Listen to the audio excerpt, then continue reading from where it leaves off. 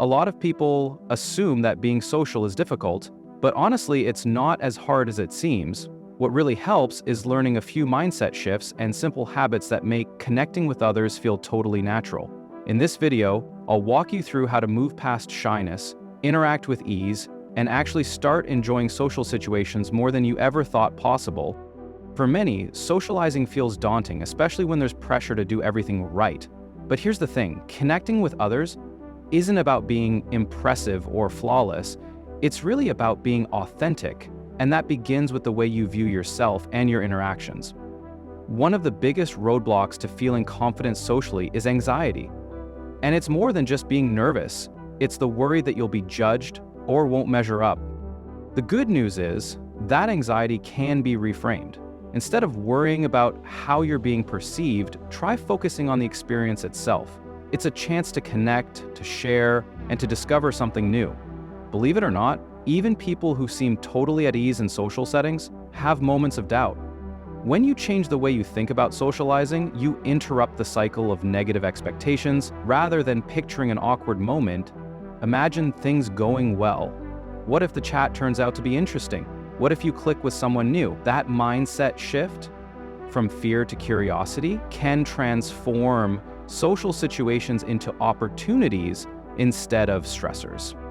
A great way to ease social anxiety is by anchoring yourself in the present moment. Rather than stressing over what to say next or how someone might respond, focus on simply being there. Pay attention to the person in front of you. Really listen.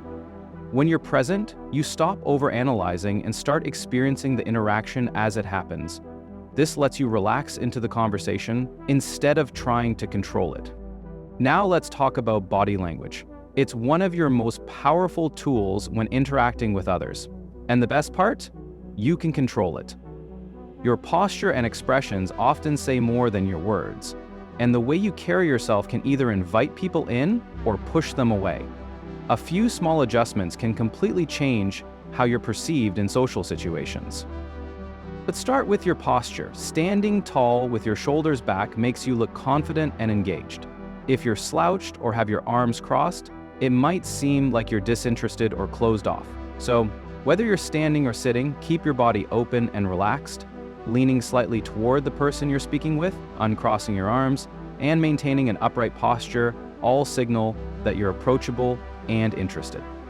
Facial expressions also matter. Something as simple as a genuine smile goes a long way. It not only makes you look more friendly, but also helps ease tension, both for you and the other person. A warm smile creates an atmosphere that makes people feel welcome and more at ease. And it's contagious. When someone sees you smile, they're likely to smile back, which naturally builds a sense of connection. Eye contact is another big one. If you avoid eye contact, it can seem like you're distracted or uncomfortable, but staring intensely can feel overwhelming too. Aim for a natural rhythm, look at the person while they're talking, and hold eye contact when it's your turn to speak. It shows you're engaged and paying attention. Just remember to glance away now and then to keep it comfortable and relaxed. Your movements matter as well. Constant fidgeting, checking your phone, or looking around the room can signal that you're not fully present. Instead, stay grounded and relaxed. Try subtly mirroring the other person's posture or gestures. It creates a sense of connection without being obvious. Slow, deliberate movements suggest confidence, and they make those around you feel more at ease too. Now let's get into something a lot of people struggle with: starting a conversation. It can feel tricky, especially if you're unsure what to say or worried about sounding awkward. But the truth is, most people are more open to conversation than we think. There are plenty of easy, natural ways to break the ice and get things rolling. One of the best ways to start a conversation is through observation. Commenting on something in your shared environment is an easy, low-pressure way to connect. For example, if you're at an event, in a waiting room, or at a coffee shop, you could say something like, "This place has such a chill vibe, right?" Or, "That playlist is actually pretty great. Do you know the artist?" These small neutral comments create a shared moment without putting either of you on the spot. Another simple and effective strategy is to ask open-ended questions. Instead of something like, "Did you have a good weekend?" try, "What was the best part of your weekend?" Open-ended questions invite the other person to share more, which naturally leads to a deeper and more engaging conversation. It also shows that you're genuinely interested in them, not just making small talk. When you're getting to know someone, finding shared interests helps create a natural flow. Topics like travel, food, books, music, or hobbies are great conversation starters. Try asking, "Been on any cool trips lately?" Or, "What's a movie you've watched recently that you'd actually recommend?" These questions tap into common experiences and let people share stories or preferences, which often leads to more meaningful connections. You can also ask for advice or opinions. It's a great way to invite someone to share their perspective. For instance, "I'm thinking about going to any suggestions?" Or, "Trying to pick a new book to read, got any favorites?" Most people enjoy being helpful, and asking for their input makes them feel valued. Plus, it gives you an easy way to build rapport and keep the conversation going naturally. And don't underestimate the power of humor. A light situational joke can do wonders for easing into a conversation. Just keep it appropriate and inclusive. Something like, "I think this line might be moving backward," when you're both waiting in line, can break the ice and make the moment feel more human. A shared laugh builds a quick bond and lowers the pressure for both of you. At the end of the day, starting a conversation isn't about having the perfect line. It's about being open and relaxed. Conversations don't have to be smooth from start to finish. They'll ebb and flow, and that's okay. What matters most is being real.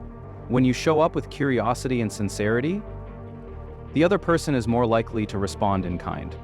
Let go of the need to control the outcome. Instead of worrying about every word, stay focused on the person in front of you. Be curious about their story, their thoughts, their experience.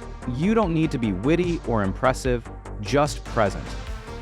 When you stop stressing about what you should say and start paying attention to what's happening in the moment, socializing becomes less of a challenge and more of a joy. When beginning a conversation, don't shy away from silence. Pauses are perfectly normal. They give both people a moment to gather their thoughts or shift to a new topic. Instead of feeling pressure to fill every second with words, view those quiet moments as a natural part of dialogue.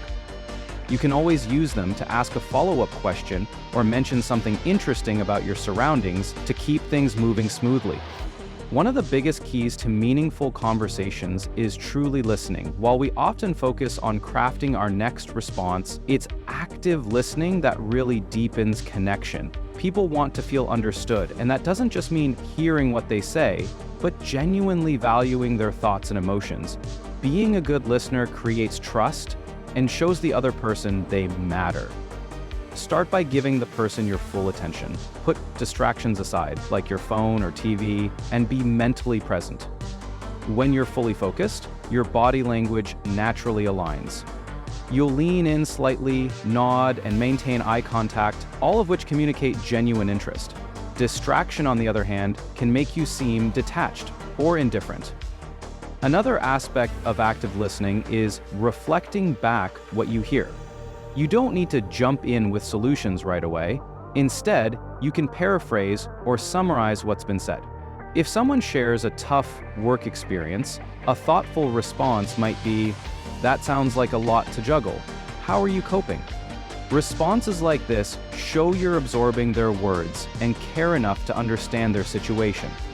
Asking open-ended questions also fuels better conversations. Instead of closed questions like, "Did you enjoy the movie?" try asking, "What did you think of how the story played out?" These types of questions invite more thoughtful responses, keep the discussion alive, and show that you're interested in more than just surface-level answers. Pay attention to how the other person feels, not just what they say. Emotions often lie beneath the surface of someone's words. Recognizing these feelings lets you respond with empathy. Celebrate their wins with enthusiasm. "That's awesome, you should be really proud." Or validate their struggles with care. "That sounds really frustrating. I'm sorry you're dealing with that." Being emotionally attuned makes conversations feel safer and more meaningful.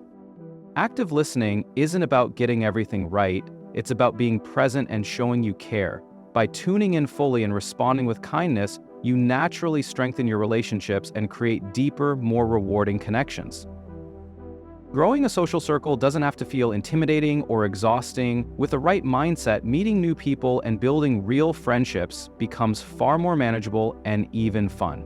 It starts with knowing that social success isn't about meeting everyone. It's about connecting deeply with the right people, those who resonate with your values and interests.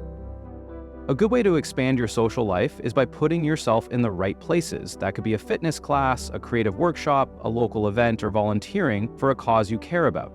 Shared settings make starting conversations easier, and since everyone's there for a similar reason, you already have something in common. Joining a cooking class, for instance, gives you a built-in topic and shared activity to spark conversation. Being proactive is also key. Rather than waiting for someone to approach you, take the initiative. Say hello, introduce yourself, or make a friendly comment to start things off. It doesn't have to be fancy. A simple, "Hi, I'm nice to meet you," can open the door to new friendships. The more you do it, the more natural it becomes, and initiating chats will soon feel comfortable.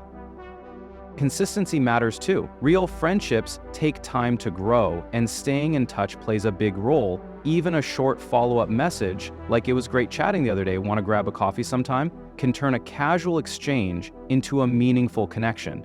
Showing that you remember and care helps relationships blossom. Supporting others is a powerful way to deepen connections. Whether you give a compliment, lend a hand, or offer kind words when someone needs it, being thoughtful builds trust. People are drawn to those who uplift them, and mutual support is the foundation of lasting friendships. Most importantly, be yourself. Authenticity is magnetic. You don't need to put on a front or try to impress anyone. When you're honest and open, you attract people who appreciate the real you. Vulnerability and sincerity invite the same in others, creating bonds based on trust and mutual respect. Making friends isn't about perfection or popularity, it's about finding people who match your vibe. With honesty, effort, and a little courage, building your social circle can feel natural and rewarding. The right connections will find you when you show up as your genuine self.